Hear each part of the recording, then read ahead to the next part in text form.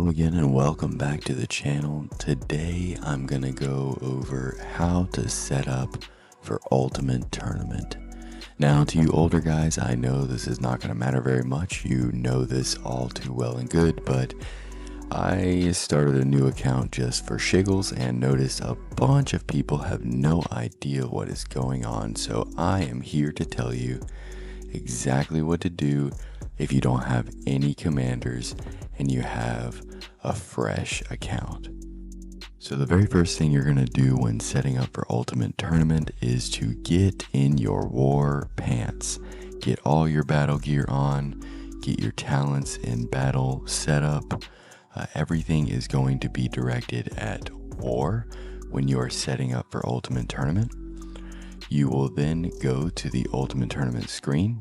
Now from here, after you set up for war, you're going to first set up your defense.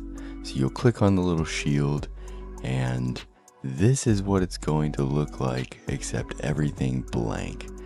Currently I have mine set up where my strongest march is my middle guard, my secondary march is my rear guard, and my lowest tier march, worst commanders available, is my vanguard. You can move this setup up and down, but be mindful, if you do that, it is going to change your stats based on whatever gear you are wearing at the time. When you set up for Ultimate Tournament, it takes a snapshot of what you are wearing at the time. Now, just for examples purposes, I'm going to be using this smaller account here. This is a cavalry account. Ideally, you want to pick a troop type and stick with it. Like I said, this one being Cav, you are going to set up with the best free-to-play-ish commanders, whatever you have you at the time. But going in, you'll see their stats pop up as you hover over them. When you set up, you want to pick commanders that have your troop type stats in their description. Rob, having Cav defense and Cav health, he's going in my main lineup, especially since he's really easy to get to gold. Arya, even though she's an inf commander, has total attack stats. This is an excellent decision to slot in, especially since she's really easy to get to gold. Meryl Peak has Cav health and Cav attack, an excellent addition to your main lineup, especially as an extremely early Cav account. Russell has Cav attack as well. Also really nice to have, as attack is the best stat to have in the game currently.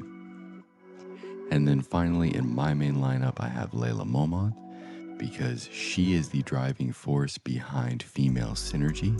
I have a video on female synergy, I can link that up here in the description.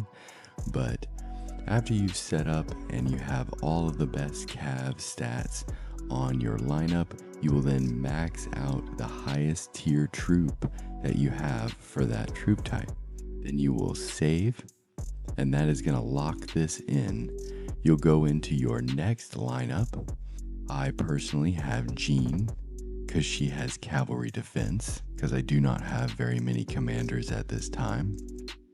I then have Enzo, who has Cav stats for health, attack, and defense. Chris, just because he's a place filler and offers more troops at 7,000 apiece. Daenerys, I got lucky and hit her on the wheel, so I am fortunate enough to have her early game, but she has total stats. And then Lyanna, she's got full Cav stats. So like I said, ideally, you want to go for your troop type stats and total stats in that commander area. If you're doing anything else, you are probably not winning your fights and should definitely revisit setting this up. Remember, full battle gear, total stats, and troop type stats. After you have done all that and set up your defense, you're going to go in and do the exact same thing for your attack formation, and then you are free to go. Alrighty guys, that is going to do it for this video today. I hope you guys enjoyed. Going to try and keep it short and sweet.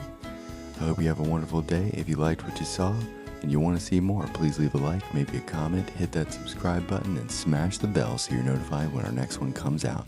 Until next time.